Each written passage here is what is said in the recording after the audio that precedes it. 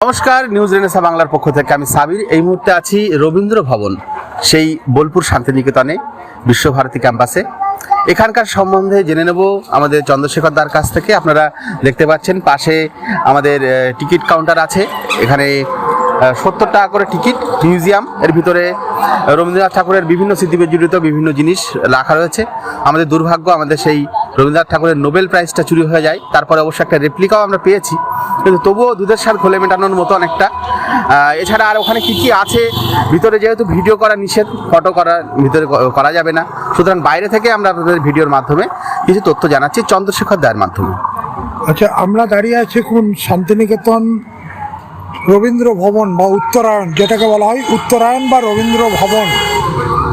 রবীন্দ্র ভবনের সামনে এর ভেতরে মোট ছটা বাড়ি: শ্যামলী, উদিতি, উদিচি, পুনশ্চ, উত্তরা, উত্তরায়ণ। রবীন্দ্রনাথের বাল্যজীবনটা কেটেছিল শান্তিনিকেতন বাড়িতে, সাংসারিক জীবনটা কেটেছিল দেহুলি বাড়িতে। পরবর্তীকালে রবীন্দ্রনাথ ঠাকুর এই ছটা বাড়িতে উনি 6টা ঋতুর ওপরে থাকতেন। শ্যামলী, সামনে যে বাড়িটি দেখতে পাচ্ছি, কমপ্লিট মাটির বাড়ি, ওই বাড়িটির নাম হচ্ছে শ্যামলী। উদিতি, উদিচি, পুনশ্চ, উত্তরা, উত্তরায়ণ।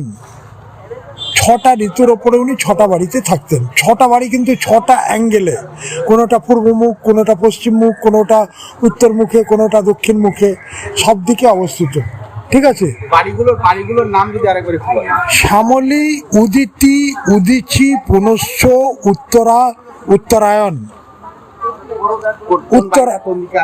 কোনোটা উত্তরায়ণ বাড়িটা উত্তর দিকে মুখ, পুনশ্চ বাড়িটা পূর্বের মুখ,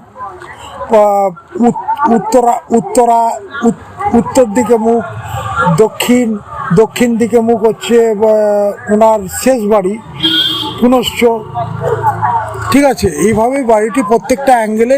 এবার প্রত্যেকটা ঋতুর ওপরে যে হাওয়া বয়, কোনোটা পূর্বের হাওয়া, কোনোটা পশ্চিমের হাওয়া, কখনো দক্ষিণা হাওয়া, কখনো উত্তরের হাওয়া, তার সাথে গুরুদেবের লেখার মধ্যে কিছু তফাৎ আসতো, ভাবনার মধ্যে কিছু পরিবর্তন আসতো। সেই জন্যই 6টা বাড়িতে উনি থাকতেন। তখনকার দিনে এই বাড়িগুলো উনি তৈরি করলেন। তখনকার দিনে তো কোনো গেস্ট হাউস ছিল না।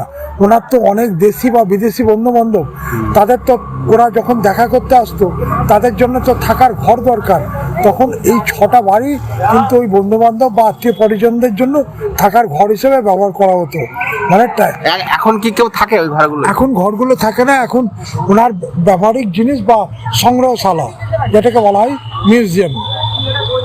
একদম। তো আপনারা যারা নতুন আসছেন এখানে অবশ্যই ভিজিট করবেন। এখানে 70 টাকা দিয়ে টিকিট কেটে তারপরে ঢোকার ব্যবস্থা আছে, এবং ভিতরে অনেক কিছু আছে, কিন্তু দুর্ভাগ্য ভিতরে আমরা সেভাবে ফটো বা ভিডিও করার আমাদের পারমিশন ছিল না, সেই জন্য আমরা করতে পারিনি। বাইরে থেকে দেখালাম, আরও অন্যান্য বিষয় দেখাবো। দেখতে থাকুন আমাদের চ্যানেল। ধন্যবাদ।